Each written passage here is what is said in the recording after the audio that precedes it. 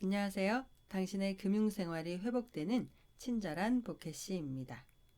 원달러 환율이 고공행진하고 있지요. 심리적 저지선으로 불리는 1200원을 뚫어버렸습니다. 앞으로 달러가 어떻게 될지 전문가들의 의견들이 분분한데요.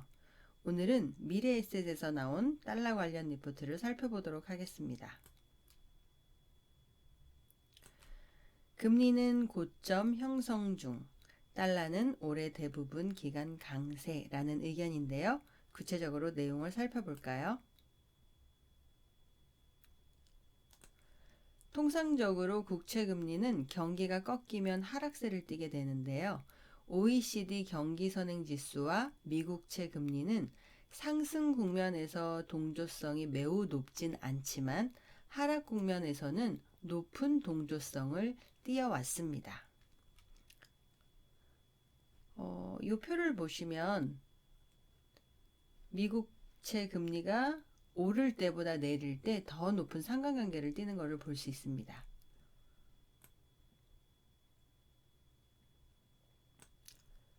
통화정책은 이러한 양자 간의 관계를 잠시 뒤트는 변수가 될 수 있는데요. 그런 대표적인 사례가 2018년 연준 금리 인상 국면입니다.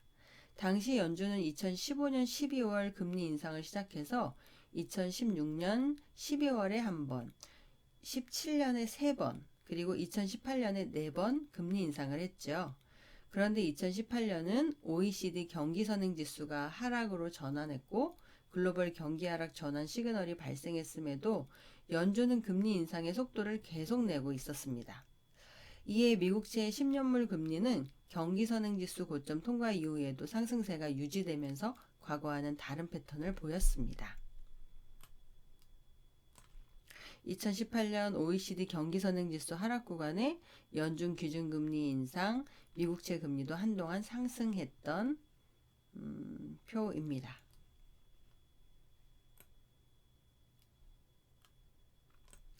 지금은 연준 통화정책이 긴축적으로 선회해서 출구 전략이 당초 예상보다 가속화되는 상황인데요. 2018년 때처럼 경기선행지수 방향에 역행해서 미국채 금리가 계속 오를 것인지 의문입니다.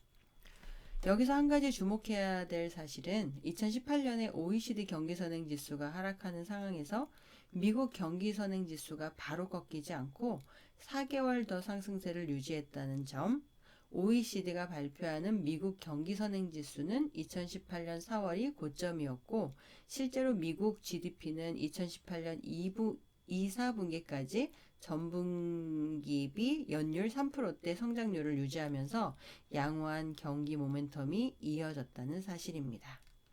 하지만 이번 국면에서는 OECD 선행지수와 미국 선행지수가 거의 시차 없이 고점 찍고 내려오고 있으며 그것이 이번 반년 가까이 진행된 상황입니다. 따라서 실제 경기 모멘텀도 2022년 상반기부터 본격 둔화되는 방향일 가능성이 높다고 보고 있습니다. 11월에서 12월 미국 실질 소비 둔화나 12월 ISM 지수 반락 등이 이런 판단을 뒷받침하고 있습니다. 따라서 최근 미국채 금리 상승세에 대해서는 그리 오래갈 현상으로 보이지는 않는다고 하고 있고요. 연준 금리 인상 우려에 단기물 금리가 좀 더 올라갈 수는 있으나 이미 단기물 금리와의 스프레드가 충분히 확보되어 있는 중장기물 금리는 추가 상승이 제한되고 앞으로 확인될 경기 흐름에 연동해서 하락세를 띨 것으로 예상되어 장단기 금리차 축소는 기조적으로 이어질 것으로 예상된다고 보고 있습니다. 이는 장단기 금리차가 충분히 확보된 한국 채권 시장에도 반영될 수 있고요. 다만 한국은 대선을 앞두고 있죠. 대규모 재정 정책 집행 가능성이 남아있다는 점이 변수가 됩니다.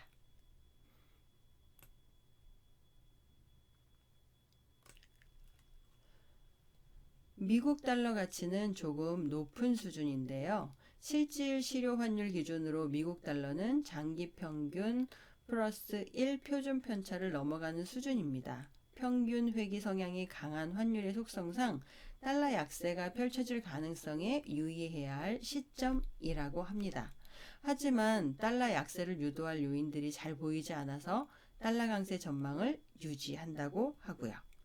단 미국 달러가 경험적으로 비싼 상황이라는 것은 절상 여력이 많이 축소됐음을 의미하고요. 따라서 달러가 절상되더라도 완만한 속도일 가능성을 시사한다고 합니다. 한편 달러 강세의 반대편에 다양한 통화들이 약세를 보이고 있지만 그 중에서도 특히 엔화의 실질 실효 가치가 역사적 저점을 하향 돌파했다는 점이 눈에 띕니다.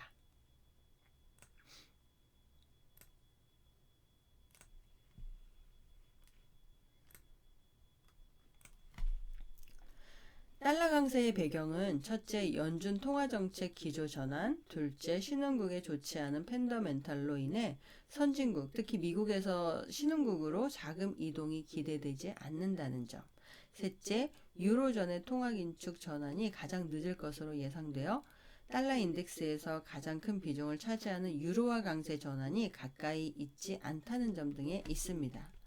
이런 요인들이 이미 상당히 반영됐지만 다 반영됐다고 말하기도 어렵고 이 요인들의 힘이 곧 약화될 것으로 판단하기도 어렵기 때문에 달러 약세 전환 베팅까지는 좀 더 신중하게 접근해야 할 거라고 보고 있습니다. 달러 강세 요인으로는 연준의 통화 긴축 전환보다 글로벌 경기 둔화에 더 주목해야 한다고 하는데요. 연준 출구 전략 가속화 이슈가 강달러 요인으로 작용했지만 이미 올해 4차례 금리 인상 가능성과 양적 축소 가능성까지 어느 정도 감안하고 있다고 한다면 이 요소가 추가적으로 달러를 밀어올릴 여지는 많이 줄었다고 볼 수 있고요. 물론 시장이 예상하고 있다고 해서 불확실성이 해소된 것은 아니지만 실제로 정책이 집행됐을 때 가령 금리 인상과 양적 축소가 병행되는 상황에서 유동성 수축 효과가 당초 판단보다 크다면 달러를 더 밀어 올릴 수도 있을 거라고 합니다. 연준 통화 정책보다 더 중요하게 보는 것은 글로벌 경기 둔화 가능성인데요. 글로벌 경기 확장이 활발할 때는 연준이 금리를 올려도 달러는 약세를 보였습니다. 대표적인 시기가 2004년에서 2006년이고 또 2017년 금리 인상 시에도 달러가 약했습니다. 즉 연준 정책보다 경기가 달러 방향에 더 큰 영향력을 행사했다는 것이죠.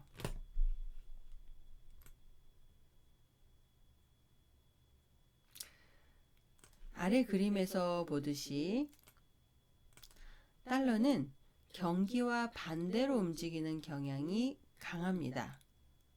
글로벌 경기가 좋을 때 달러 유동성이 미국 밖으로 확산되고 반대일 때 미국으로 유동성이 환류됩니다. 이제 경기 둔화 국면으로 가고 있음을 경기 선행지수가 예고하고 있는 상황은 달러 강세를 지지하게 되죠. 따라서 달러가 고점을 찍고 내려오기 위해서는 경기가 저점을 찍어야 할 것입니다. 그런데 최근 몇 차례의 사이클로 볼 때 소순환 하락 국면이 2년을 넘어갈 때도 있었기 때문에 이제 6개월 가까워지는 OECD 경기 선행지수 하락세가 올해 2022년 중에 끝날 확률을 매우 높게 보기는 어려운 상황입니다. 즉 올해 대부분의 기간 동안 달러는 강세를 띨 가능성이 높다고 판단됩니다.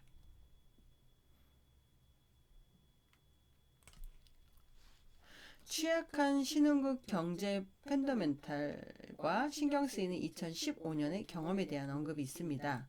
연준 통화정책 외에 신흥국의 투자 매력도가 낮아졌다는 점이 달러 강세의 한 축인데요. 우선 경기 선행지수의 하락 전환이 선진국보다 신흥국에서 먼저 시작되어 진행되고 있고요. 신흥국은 높은 인플레이션뿐 아니라 통화 긴축이 일찌감치 시작돼서 경기에 부담이 가해진 상황입니다.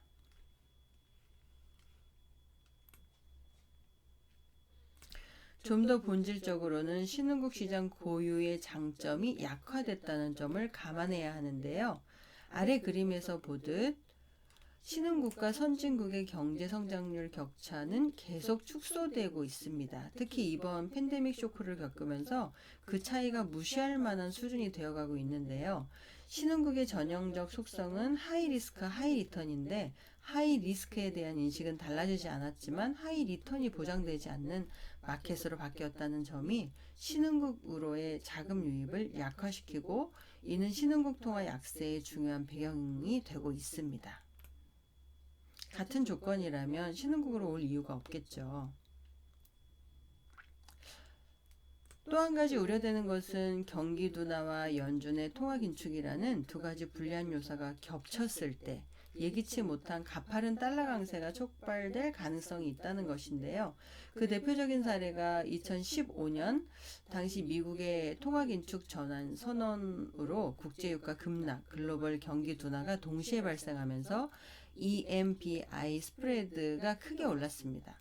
국제유가가 급락이라는 조건은 지금과 차이가 있지만 당시에 비해 지금은 연준 긴축 속도가 상대적으로 가파른 편이죠. 우리의 베이스 시나리오는 달러의 완만한 강세지만 경기 및 정책 여건이 좀 더 부정적으로 기울면 좀 더 가파른 달러 강세가 진행될 위험도 잠재하는 것으로 요약할 수 있습니다. 따라서 달러 약세 가능성에 베팅하기 위해서는 좀 더 많은 근거들을 확인해 가면서 신중하게 대응할 것을 권고하고 있습니다. EMBA 스프레드는 조금 부담스러운 레벨로 근접하고 있네요.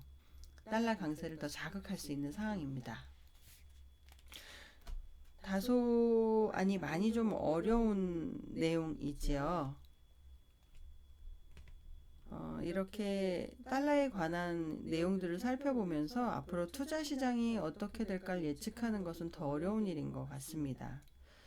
그런데도 불구하고 바람잘 날 없는 투자 시장에서 과거의 데이터들을 살펴보고 공부하는 것이 오늘 어떻게 투자할 것인가를 선택하는데 도움이 되는 건 명확한 현실이죠.